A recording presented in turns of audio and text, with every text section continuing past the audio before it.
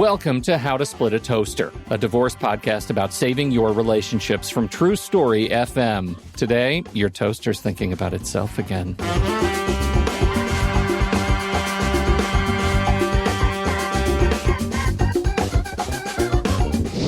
Welcome to the show, everybody. I'm Seth Nelson, and as always, I'm here with my good friend Pete Wright. Separating from a high-conflict partner brings with it significant baggage. Not only are you dealing with your attorney more than you might otherwise have to, but you're piling on the fear and abuse of a separation in conflict. Shannon Jenkins is hosting Starting Over with Shannon, a podcast dedicating to conquering challenges and doing the work of inner healing, and brings to the show her own experience of high-conflict separation. Shannon, welcome to the toaster. Thank you. Thanks for the welcome. Shannon is coming to us from Switzerland. Mm-hmm. That's right. Yeah, we've been looking. I mean, the people who are listening can't hear this, but we've been looking at what's out your window, and we all want to go there because that's a dreamy setup you have right now. I feel like we open with you're in Switzerland because at some point we're going to talk about how you ended up in Switzerland because your separation was a ride. Yeah, and not the most fun, I gotta say. No, doesn't sound like it. Doesn't sound like it. How do you start when you're talking about the experience you went through to get you in a marriage that ended up leading to a high conflict separation? How do you start that conversation?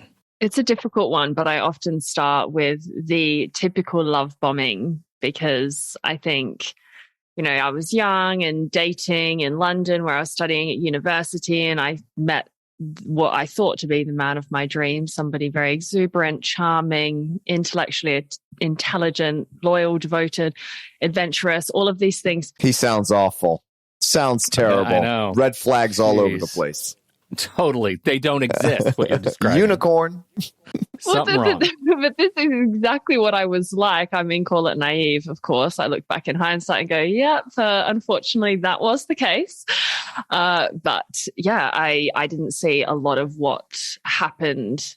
I didn't see it coming. It took a long time to get to that point. So I think the way that my life unfolded over the next 2 years, which actually wasn't a long period of time in comparison to some stories I hear where, the marriages have gone on for a lot longer.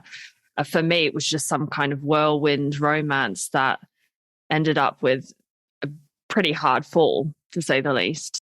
From the perspective of people listening to this, and we're going to make some assumptions, all kinds of people listen to these conversations, but from our perspective, we want to make sure that what they get out of this are, what are we looking for? What are some of the signals that they need to watch out for, that they might be in a relationship like this? Because as I'm sure you're not alone in this high conflict divorce space. And then we'll talk about the legal stuff, the legal story on the back end of this show. We'll let Seth chime in. So you're in this relationship that sounds very dreamy. Of course, it is the stuff of sociopathic movies and horror shows. How did you get to the point of realizing, oh my goodness, what are those signals that you got to that you think this is not right? I think what is different in my situation in comparison to other stories I've heard was that I did not have the vocabulary for personality disorders throughout the whole of our relationship. And it was only until, about 6 months afterwards that I was on a date with a surgeon who was training to be a psychiatrist who knew those things in depth. I think I recounted about 15 seconds of my story, not more. And he was like, this guy sounds like a narcissistic sociopath, and probably everyone can see it but you. And I remember just going home and Googling the crap out of that term, and it just fell into some kind of hole for hours, as you do. Now, Shannon, I'm not trying to make light of your situation at all, but yeah, I used that same pickup line when I was dating, when they described their ex, when they were talking about it. Sounds like always describe their ex as a malignant sociopath. Yeah, exactly. You got to just agree with what you hear, Pete.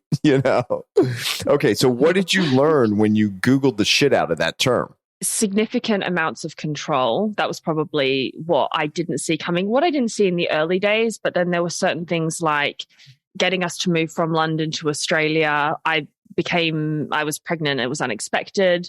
But then it all felt like I was following in his footsteps a little bit, agreeing to move to Australia, when agreeing to put my studies on hold, agreeing to stay at home. He wanted me to stay at home for a longer period of time, but then was also not happy with sharing money. So anything that he earned was his, and there was no acknowledgement of my contribution to being at home during that time. There were off the cuff kind of remarks that I didn't know what to make of it, especially because he was very funny. I mean, he was a comedian by trade. So there was on one occasion he would say, I said, I'm tired of doing all of our laundry. Like we said, this was not going to be our setup. I'm tired of doing everything at home. And he said, I might just get tired of feeding you then, or feeding our son then. And there were these kinds of comments that happened more and more. And I was like, but I don't understand like what is happening right now. Wow. Yeah. I don't know how to put that in a box that fits in my brain. Shannon, Pete is rarely, if ever, speechless. I might get tired of feeding you or our child, Seth. Yeah. A couple of month-old child. Pete, what you just experienced, which was jaw-dropping if someone was watching us record this podcast, right? Yeah. Literally, your jaw dropped. That is the flavor of what so many people going through divorce deal with, that people that they talk to don't believe. And that's where all the gaslighting starts. Like, no, you got to be crazy with all this stuff.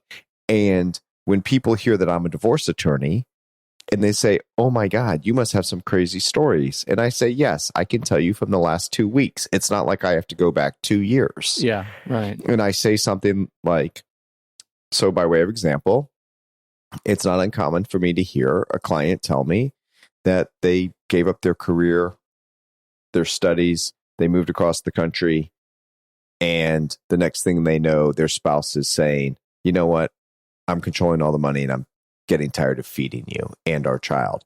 That I didn't get the jaw drop that you did, because I hear these things daily. Right? Yeah, which gets us to these. I mean, those signals, which sounds like, I mean, hearing the way you talk about it, Shannon, it just seems like he was able to say those things naturally, sort of effortlessly. Yeah. He wasn't making a dig, which makes it all the more sort of creepy. For lack of a better word, again, creepy, sociopathic. Yeah, it was definitely the coldness, I think, that was so disconcerting, really, from somebody who presented as being very charming and warm. And what happened when you told your friends or your parents or whoever you confided in about that? So much confusion. I mean, probably this classic cognitive dissonance where it's like, well, this isn't adding up. I don't know what to make of this right now. And naturally making excuses. I think maybe you've just had a baby, you've just moved to the other side of the world. He's just started a couple of new companies. There's probably a lot of stress. And of course, that's what I was doing as well. So I would be having those conversations, but I obviously didn't know what to make of it. And being in that vulnerable position, having a young child, being on the other side of the world from my family, I wanted to make things work. And I think it was only after a certain number of months where I thought fortunately, I do say there was something inside me, let's call it some smidgen of self-worth, though undoubtedly he was trying to beat that out of me with a lot of derogatory remarks. And there was something that said, no, I deserve more than this. We deserve more than this, and I can have a better life, even though that felt frightening to take the leap of calling this quits, knowing that I had no money, knowing I had no job, no career, no completed studies. I'm curious, I don't mean to make this just sort of a pragmatic question, but you were living in London. Are you an Australian national or? Both Australian and British. Okay.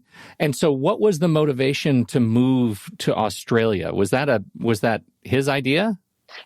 I think it was, yeah. And the thing that startled me was not even remembering how it became my idea. He would present it as my idea, and very much encouraging that this could be the best thing for us, when I think a lot of people are like, but are you sure? Like, is that what you actually really want? And over time I thought, okay, yeah, maybe that is what I want. There was definitely a link with having an abortion, and that sounds really brutal in hindsight of whether we keep our son or not. And that was linked to, we will keep our son or our baby, I didn't know son at the time, if we move to Australia. Otherwise, I don't want to go through with this. Wow. Okay. Well, and that ties up some loose ends in my head about this story. Like there was still, or even that sort of early in the relationship, there is still the that sort of impetus for control and, pushing towards such a significant move, putting you in that sort of subservient place of having to make that decision, it's like hostage taking in a way.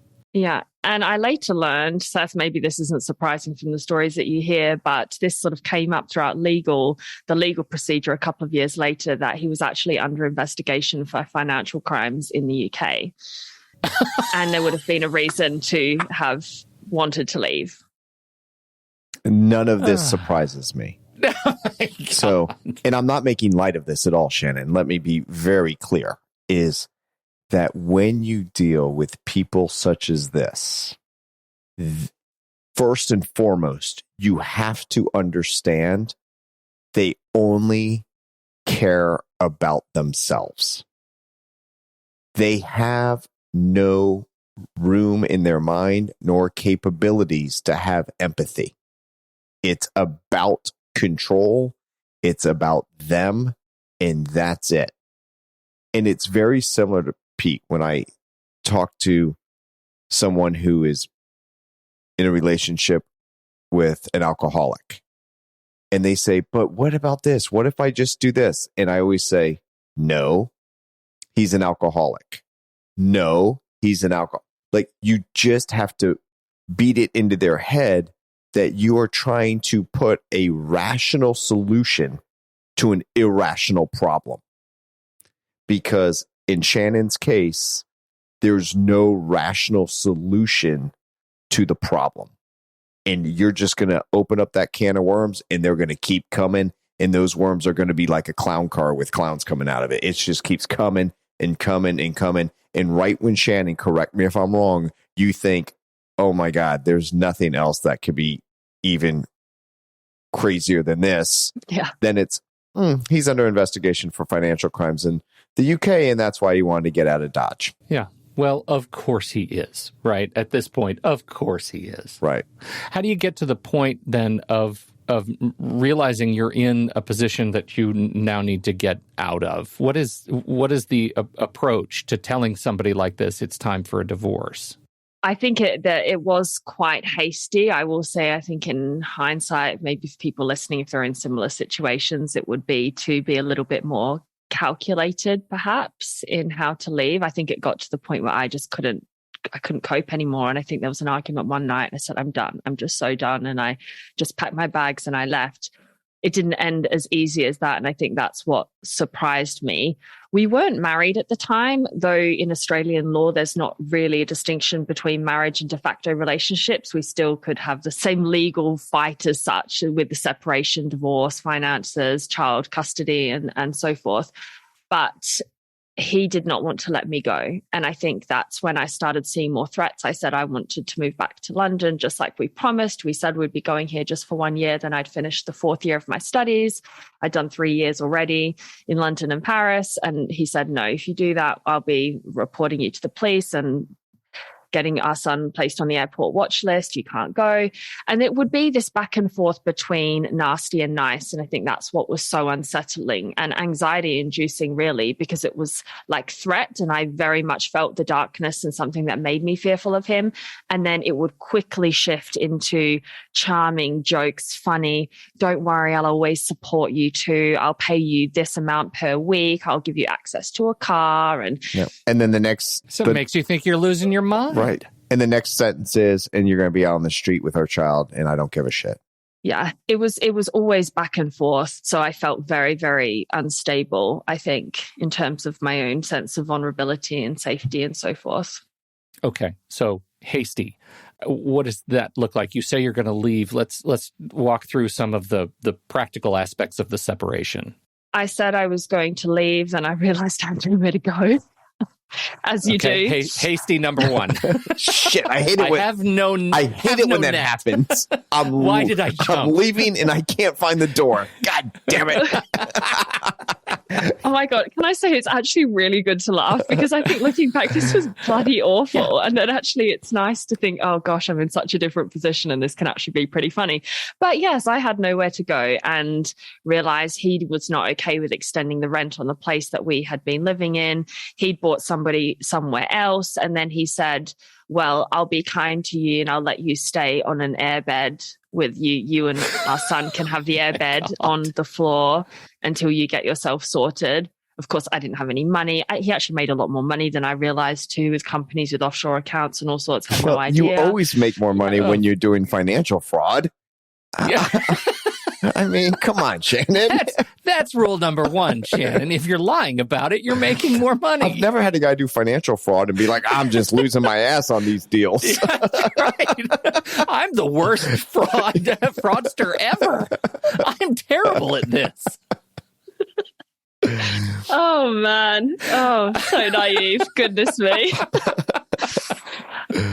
Just keep saying you're in a better place right now. It's okay. Shannon, we're joking out of love, not out of anything else. You know? Otherwise, we'd be crying. Right. So. No, I'm laughing with you. It's great. So yeah, nowhere to go. A sweaty airbed on the floor, not knowing what to do. And then, fortunately, I will say that the Australian government are quite supportive, and that I had enough through government payments per week and through supplement child support from my ex, which didn't last very long, I've got to say. And that was very much bought by me, full honesty, continuing to have sex with him and be kind to him. And I'm sure this is a very common scenario too, like not actually fully being able to separate, but then being torn between how do I get out of this and how do I provide for my 6-month-old baby and me right now, and not wanting to be on the streets. And let's be very clear. Yeah. That's very natural, because we've had experts on this show that said when you're breaking up, it's as if you're breaking your brain from an addiction.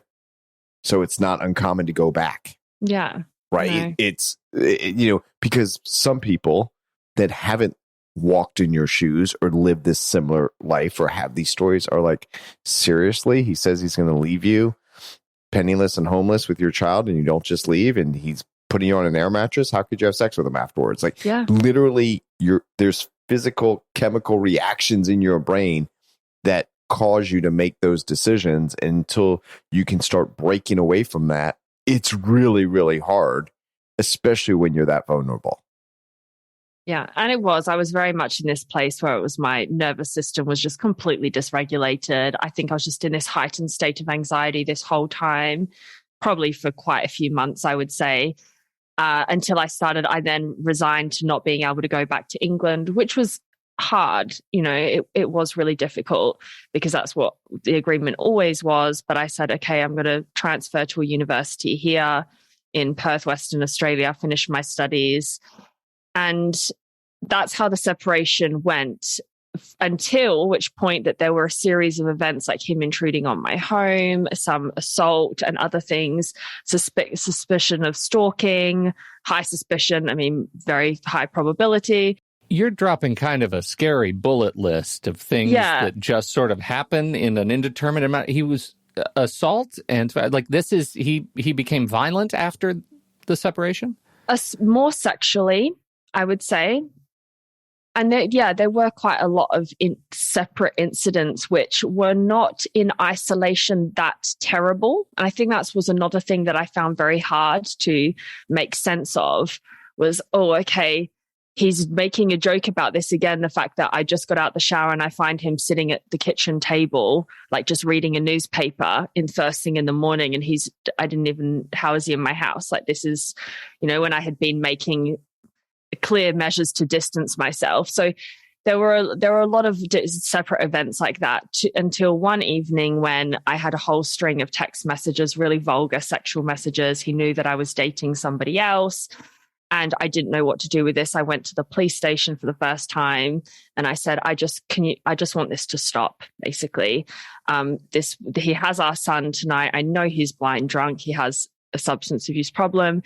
and how can I make this stop? They referred me to some documents about getting a restraining order, family violence restraining order, so that he couldn't contact me.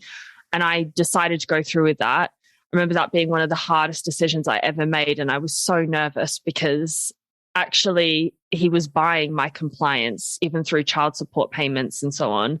And it got to a point where I thought, I've got to stand up for myself in this, because I know it's not going to stop.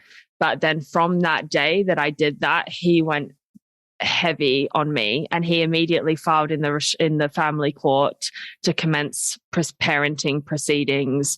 And then there were a whole string of events that happened for about a year and a half, 2-year period, until which point the family court judge ruled that I had sole custody of our son and permission to relocate here to Switzerland. You come to all of these decisions, like you start down this path of standing up for yourself on a night that your former partner is blind drunk with your son. Yeah. Wow. So I want to talk through that, Pete. Yeah, would you please? Yeah. So, Shannon, I think what I heard you say was state of crisis. Your kid's not with you. You know he's not at that moment capable of caring for your son. You go to the police and they say get a restraining order. And then that's your next step. Between talking to the cops and getting a restraining order, did you happen to talk to a lawyer and say, how's this all play out? No, I think I had one appointment with a legal aid lawyer, and it was cheap. I didn't have any money. It probably cost about $30. And to be honest, I didn't get anything out of that appointment other than what I already knew online. Right. But no, I didn't have any solid legal advice. No. Pete, you know how I will bitch about lawyers all day long. Every day, all day. Here's the thing, and this is really key for our listeners to understand, is when you're in a state of crisis like this, there is the immediate call 911, I'm in trouble, I need help. That's what it's there for. But also understanding, if you're about to file a restraining order, what, if any, impact is that going to have on the family law court? Because they tie together, and what happens in one court can influence what happens on the other. And I'm not saying Shannon did anything wrong. I do not know Australian law. Okay. In Florida, I would have said, let's file for a domestic violence injunction. That's what we're calling a restraining order here. But let's also immediately file in family court, because we want to do this in conjunction, run a parallel path in Hillsborough County under the Unified Family Court. Sometimes the domestic violence injunction, the restraining order, will get transferred to the family court, and it's all together. So it's one judge, one decision, one family. You're not going to get conflicting rulings. So there's things like that these are questions to ask for our listeners out there, no matter what jurisdiction you're in. Get to a lawyer and you're going to be asking these questions. If I'm going to get a restraining order and I want a divorce, or we're never married, how does it work for child custody or visitation, whatever they call it in your jurisdiction? But these are vital questions to ask and get answers to. I'm not saying, Shannon, you did anything wrong. You're in crisis. Get the restraining order. Thankfully, though it was hell going through, you finally get your relocation and you have your child 100% of the time. Just be thinking about these things. Does that make sense? I mean, yes, it does, definitely. And looking back, of course, it was hasty, and I didn't really know what to do. And it's true. I think if I knew what I knew now, I Sure. in ways I would have acted differently. So getting out of the country, there is a what are the complications with that relocation? Did he throw up additional barriers with you leaving Australia?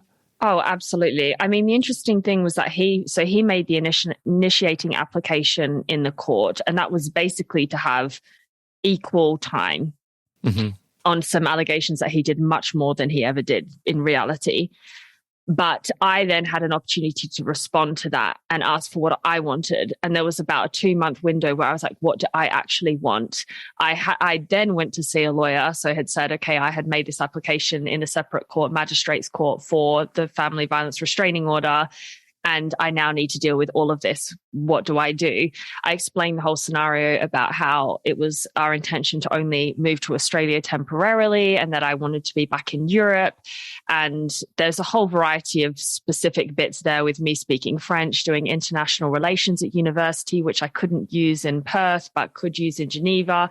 A whole series of things that made it clear that this lawyer said, how about relocation to Switzerland?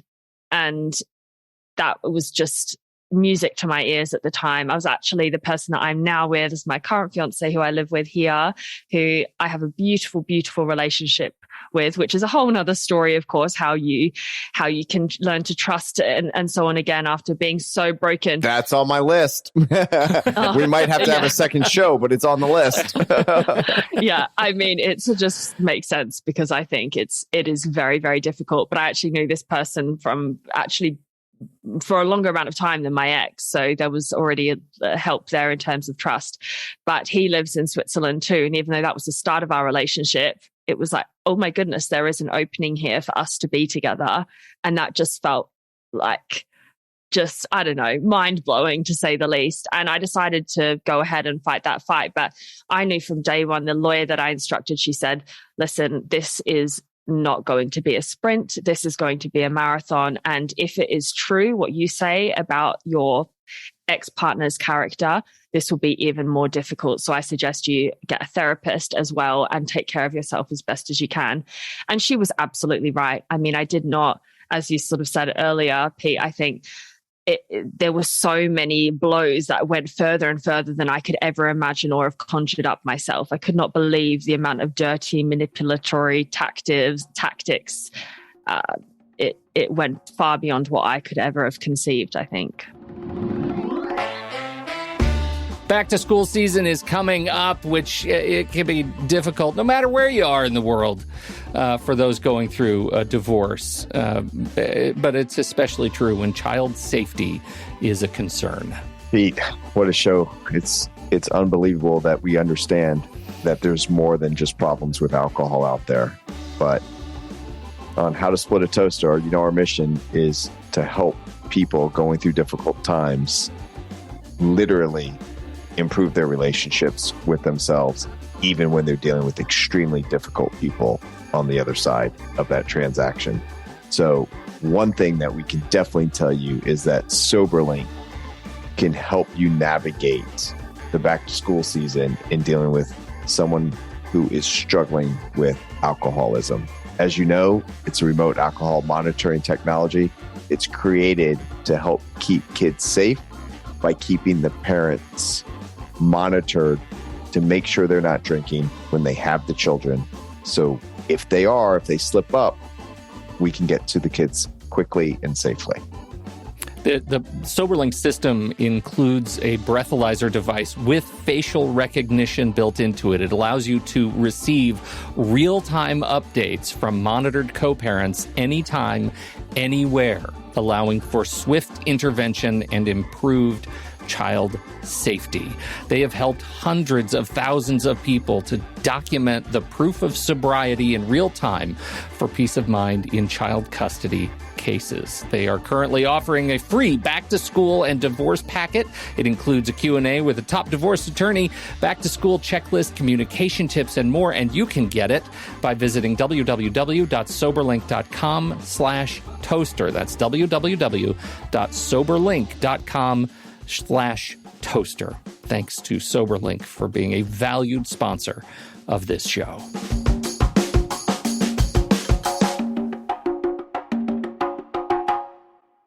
So what are some of the roadblocks he put up to you trying to leave Australia, other than just going to court and saying, look, I'm a great dad, I deserve 50-50? A lot of frivolous additional lawsuits. So alleging that I was actually abusive, that I had abused our son, that my mother had abused him. He got a restraining order against my mother. He tried to sue both of us in two separate courts for damages, for alleged property damage to his car, and also for his business class flights across the country for some business that he thought should be on my shoulders. A lot of things that meant that I was distracted, and it was very hard in terms of the demands on my time as a single mother, university graduate, then / high school teacher, and then the main primary law case to have coped with all of that. So it was just like flooding me in, and that obviously mounted the pressure. And you can't just get on a plane and take your kid and go? No, and from very early on, he actually had an ex parte hearing where I was not in attendance, where he said that I was a flight risk and that I needed to go and hand our son's passport into the court. The court granted that, and that meant that our son's passport was deposited there for a period of 2 years until the whole case had wrapped up. So let's unpack that a little bit, Pete, because you're looking at me like ex parte order. Right? Yeah, I mean, I know what that means, Seth, but my cousin in Idaho Falls has no idea. So I think for my cousin, would you please explain? Happy the for law. Cousin in Idaho Falls. Thank you. So ex parte simply means you go to court, you don't tell the other side. It's just... Well, that seems mean. Well, exactly. And the way that works, it also happens in for what Shannon did, or at least in Tampa, Florida. When I go get that domestic violence injunction or restraining order, that's an ex parte filing. I go straight to court and I file it and I say, there's a problem. I don't have time for a hearing to clear your hearing on your docket and a calendar. I need an order now. And if you get the relief you're asking for, the court will then set a hearing to hear the other side 14 days out, 20 days out, maybe it gets continued. But there's reasons why you need to go to court for what's called an ex parte order, because there's no time to hear from the other side. So in a non-divorce case, think about that. You got a tree on your yard, Pete, and the other side is showing up, your neighbor's showing up to cut it down. If you don't go get that order stopping that tree service guy from cutting your tree down, it doesn't matter. It's going to be done in 10 minutes. Right? Yeah, right. So you need that quick order. So what he did, from what I'm understanding, Shannon's saying, look, she's a flight risk about to take my kid across the, international lines. I want an order to have that passport seized so she doesn't do that. Oh, they take the passport of the kid. He doesn't care if Shannon leaves. Yeah. Leave the kid. Right. Just that's horrible. So that's what an ex parte order is. And then in Australian law, or as Shannon has pointed out, it appears that, okay, because the court believes she was a flight risk, then we're not giving up this passport until this case is over. Now, to Shannon's credit, part of the reason I'm assuming that she was entitled to relocate is because there was nothing in Perth, Western Australia for her. Her occupation that she studied for didn't work. That's why she needed to go to Switzerland. She didn't have any support there, any real job opportunities, no money. Her life really would be better somewhere else. So all the same reasons, Shannon, that you had for being allowed to relocate were the same reasons that the court might have believed you were a flight risk. Of course. Yeah. And I heard from day one, look, this is standard procedure as well, which I can understand why it would be, because if roles were reversed, I would want that in place. But that was very much at the start. I kind of accepted that happening, but then the way that unfolded. So like I said before, it was some legal suits, but then the actions became increasingly preposterous to the extent that I think that also played in my favor in the court, because while I was complying with every order that had been made against me, that I had to do X, such as hand in our son's passport to the court, being always reasonable in correspondence and so forth, he was accusing me of abuse, like I said, accusing my current partner of paedophilia, getting him and his ex-wife investigated at their work, and oh my God. It went on and on and on. Wow. Yeah. And of course, there were never any things to substantiate that with. And I think that was his downfall, because while he could use all this beautiful, colorful, flowery language in normal terms and in comedian terms, he could get away with it and it'd be quite funny. In that circumstance, it did not work for him at all, because then, of course, the judge would say, and what do you have to substantiate that? What do you have to prove that? And he had nothing. So, yeah. But it was funny, Judge, right? Wasn't it funny? On the advice of counsel. He just made his... Check local jurisdiction. He made his divorce a bit. Right. Check local jurisdiction. Don't make jokes in court. Okay. I'm not giving legal advice. Talk to your lawyers, check your local jicks, and don't make jokes in court. I think we can safely assert that maybe you don't need to check your local jurisdiction before not making jokes in court. Okay. This is bonkers, but also I'm so glad to be talking to you right now. What is the current status of your relationship? Completely severed? I mean, you're living in Switzerland. I assume your partner is still your former partner is still in Perth? Unclear. So recently, so it's been a year that I've been living here now, a year that the court made this decision. And about a couple of months ago, he unexpectedly announced that he's also going to move here, which I had anticipated from the early days. I said, he's fighting this fight, but I know he has no links to Perth and he will leave as soon as I do. He has no reason to be there. Exactly. I think it's unclear what he's doing. He's now visited. He has seen our son over several weekends, but he's coming and going a lot. I don't think he knows where he's going to set up. And he has got a lot of other legal trouble. A lot of people, again, chasing him for money. I think it was a string. It started in the US, debts and so on, the fraud, like I said, traveled him to the UK, then to Australia. And now where else can he go until it's all going to catch up with him one day? And that's what I think. There was a lot of... Pete's cousin's got a nice place in Idaho Falls. If you're interested. Yeah, pass on that name. Okay. So I guess the bigger question for me is the legal obligation that you have to your former partner as father to your son. Mm-hmm. Say he moves to Switzerland. Does he have like visitation rights, or is this just you by grace saying, because you have sole custody, right? There's nothing else he can do to come back at you and say, I want more, right? I guess you can always go to court. If I've learned anything, you can always go back to court. But yeah, he could try, but we did register the agreement. We're very particular in how I say we, me and my current partner have played that out, and we followed legal advice, got it registered here at a local court in Switzerland.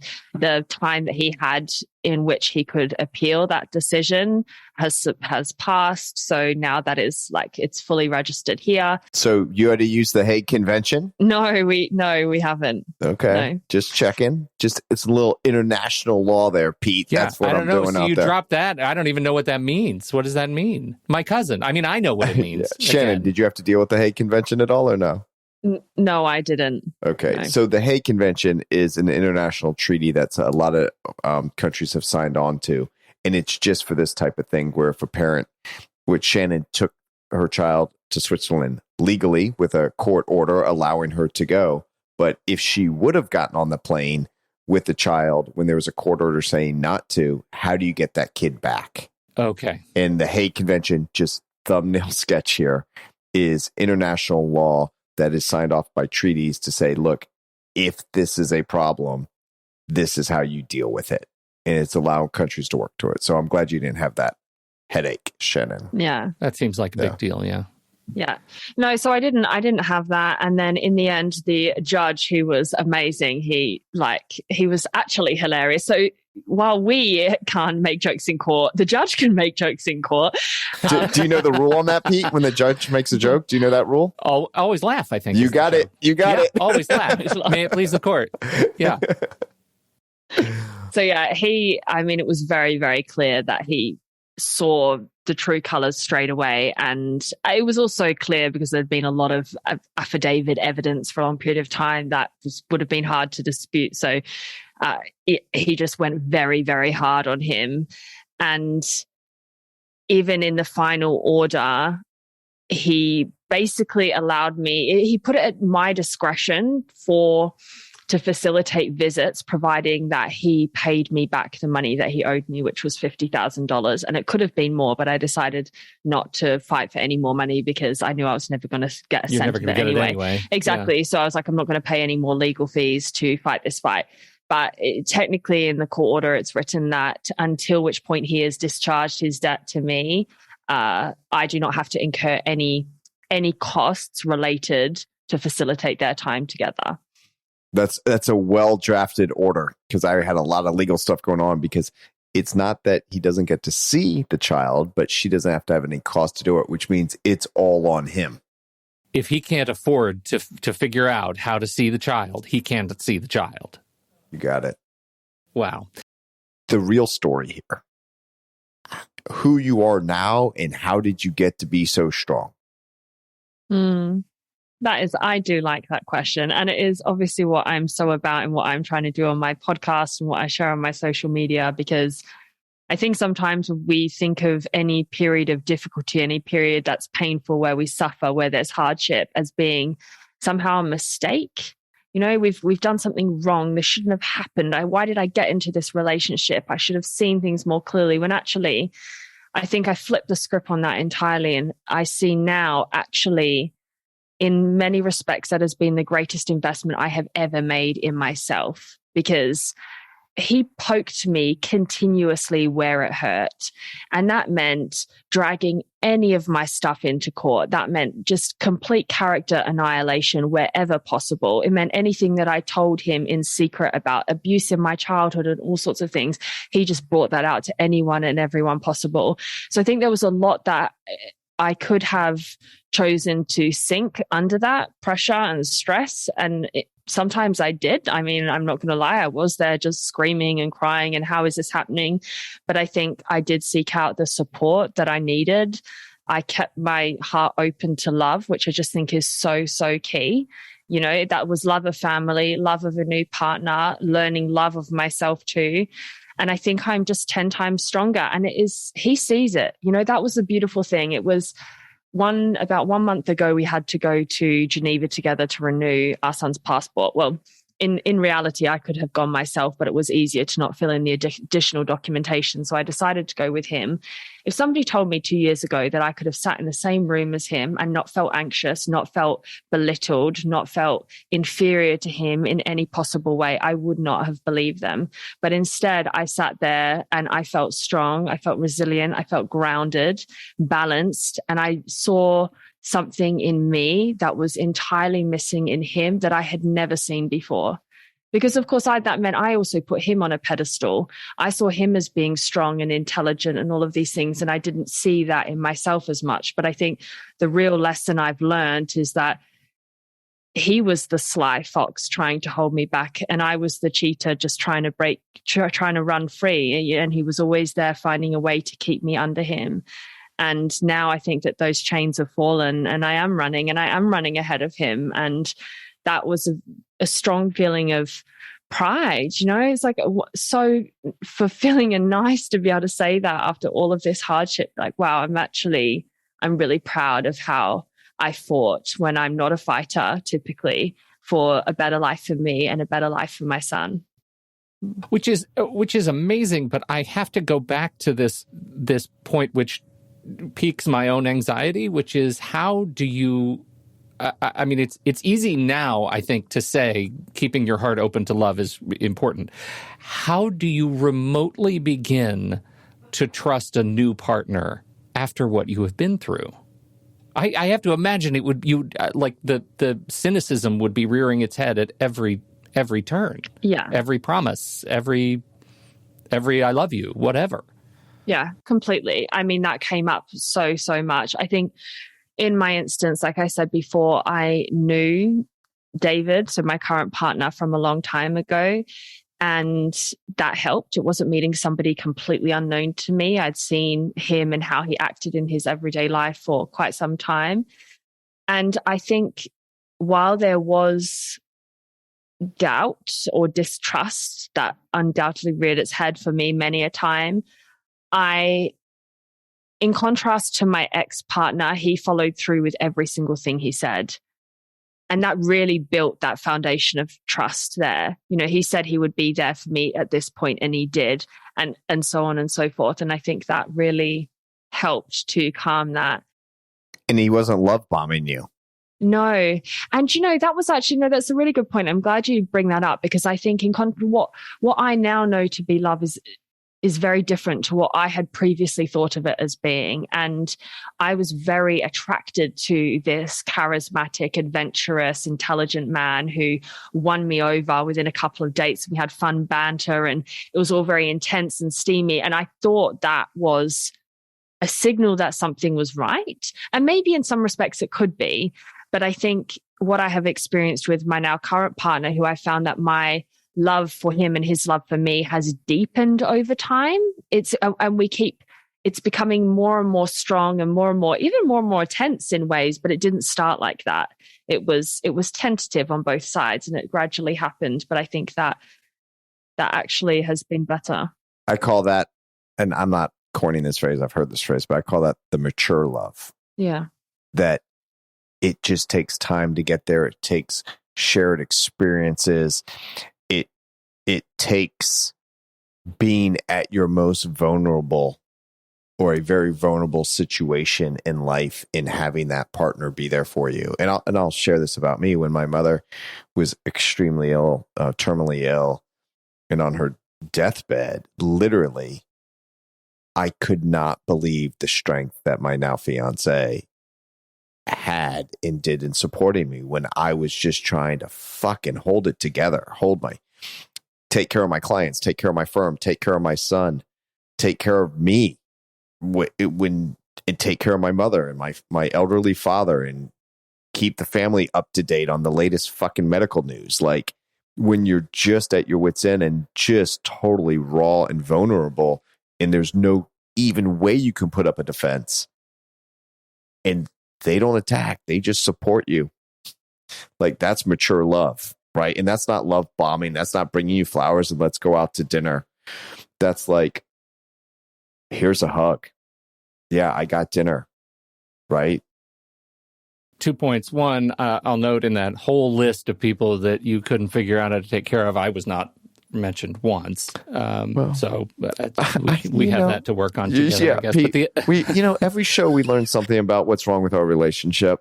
Yeah. But I do want to say, like, you we're talking about like how intense and steamy it was. And I just want to say, for anybody listening who's in a new relationship, once you hit that mature love stage and the longer you are together, the steamy stuff is that much better. So look forward to that. How long you been married now, Pete?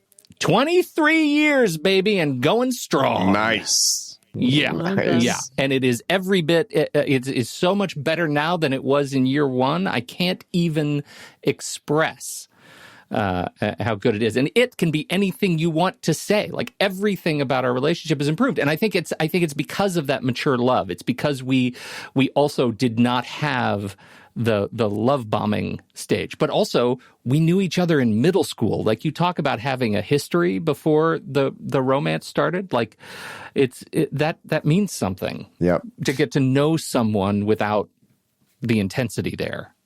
Shannon, I'm going to come back to a question that is just gnawing at me, because we talked about where you were when it was horrible, and we talked about where you are now. But how did you get there? Was it because you just did what you needed to do in court, one step at a time, and you got that order and that gave you this power? Did you feel it come back slowly? Was it a roller coaster? Because when you're in the middle of it, or at the beginning of it, like you said, I would have not thought 2 years ago I could be in the same room with this guy. Like, how do you make the transition? How do you become your best self? I love that question, because I think we often, I totally agree. We talk about the hard bit and then the champion ending that's so wonderful, when actually the middle bit, the transition, is the most difficult part, when we often don't see our own progress, I think. I would say it was a roller coaster, probably, but always quite high. It felt like a very intense period, because there was, and I'm really not exaggerating when I say there would be a new blow every week. I think I regularly wrote that down, because I had to get to the point where I accepted that there would be something done against me, some new court filing, some refusal to comply with this, and non-payment of something, or, it was endless, and it was really every week. I knew that I needed to take it one step at a time. And that meant also, for me, having a counselor, a therapist who had a focus on mindfulness. And I'm very much into that now, in terms of present moment living and connecting to our emotions and how our body is actually feeling. Because I think I needed to release the emotion that I was feeling in order to be effective in court, in order to not react and to carefully respond to anything that was done. I needed to discharge of that emotional weight beforehand. And that meant often crying my eyes out with a counselor, feeling incredibly frustrated, going to like boxing classes. I was doing spinning. I was lifting weights. I needed something there for anger, mainly because I was getting that anger and I wanted to get that out of me. Yeah, I'd say that those were two main things. And then also keeping an open line of communication with people who I'm close with as well, because I physically felt my heart closing. Yeah, it was like a physical thing. I can't do this. I can't do this. I want to push away. I want everyone to go away. I want to just be on my own right now. I don't trust anyone. What is happening to my life? And I think I needed to physically open that up, and that would be on a regular basis. So that was the whole middle bit. And that would be the things that I'm just describing there with the external support, the exercise, making sure I'm taking care of my basic needs. That's often completely understated, like sleep enough. You know, I remember the first time somebody said meditation to me, I was like, I can't bloody meditate. What the hell? My mind is like racing 1,000,001 miles an hour. Right. And they say, just think about your breathing. Yeah. Yeah. Right. Yeah. But I remember I think I downloaded an app like Calm, and I would do a 10-minute meditation to fall asleep at night, basically, to not keep playing things over in my head or what I need to do, or ruminating on something I could have done better or something that he has done, or it would go on and on. But I needed to take care of that. Sleep enough, eat well, exercise. So important. Whew. What a ride.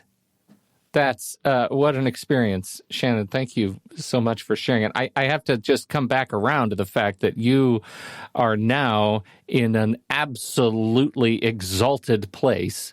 It almost feels like you got the golden ticket. You went through an incredibly difficult thing, and look where you landed. And she's got Swiss chocolate. You should be so lucky. And she's engaged. Chocolate. And I'm waiting for the save the date to hit our emails, Pete. Yeah, I know. Can't wait. I'm kind of surprised it hasn't hit while we were recording, because I'm looking for a reason to come to Switzerland. So there you go. It's out there. Shannon, we know there's no bullshit on this show. You are fucking impressive. And we're so thrilled that you were able to join us and talk to our listeners and share that horrible but uplifting and powerful journey that you've been through, especially the middle part. Because I think, like you said, people miss that. And so thank you for doing that. It is just impressive. And we wish you all the happiness that is well earned and deserved. Thank you. I appreciate that a lot. And if my story can help people in any way, that's exactly what I hope to do, because I think, I don't know if anyone's watching this, but I think my face is shining, and I look at pictures of my face now, or how I am, and I compare that to where I was 3 years ago, and I am like a different person. And I think it's so hard when you're facing your darkest of days that you can't see the future there. You can't see where things are going. And I'm so glad I held through all of that difficult place, because my life is immeasurably better, and even better than I could have imagined. And that's the best bit about it. Beautiful. Well, let's tell the people where they can go find you. We'll put links in the show notes to everything you tell us to do. Oh, that's very sweet. Thank you. Well, you can find me on Instagram at Starting Over with Shannon, also on TikTok. I can't believe I said TikTok, but yes, there we go. I'm giving it a go. And other than that, my main venture is my podcast, where I do weekly interviews. That's also called Starting Over with Shannon. So you can find that on Apple and Spotify and Google, but I would be thrilled to have you over there. We will put all those in the show notes. Thank you so much, Shannon. It's been a real treat to meet you, to talk through your story. And thank you, everybody, for downloading and listening to this show. Don't forget, ask us questions. You can visit howtosplitatoaster.com, and there's a button right there. You push the button, and you can send us a question. We would love to hear your questions about divorce, even and especially high conflict divorce. Again, howtosplitatoaster.com. On behalf of Shannon Jenkins and Starting Over with Shannon, I'm Pete, and the almost left me out attorney, there, Pete. Seth Nelson. I know. Well, you know what? We have issues. I know. Between us. I know. We do. Clearly. Seth Nelson, America's divorce attorney. How's that? Yeah. Hit me where it hurts. I did it. Yeah. Mm-hmm. I'm Pete Wright. We'll see you next week right here on How to Split a Toaster, a divorce podcast about saving your relationships.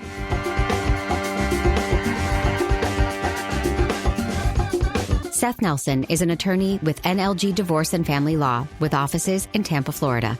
While we may be discussing family law topics, How to Split a Toaster is not intended to, nor is it providing legal advice. Every situation is different. If you have specific questions regarding your situation, please seek your own legal counsel with an attorney licensed to practice law in your jurisdiction. Pete Wright is not an attorney or employee of NLG Divorce and Family Law. Seth Nelson is licensed to practice law in Florida.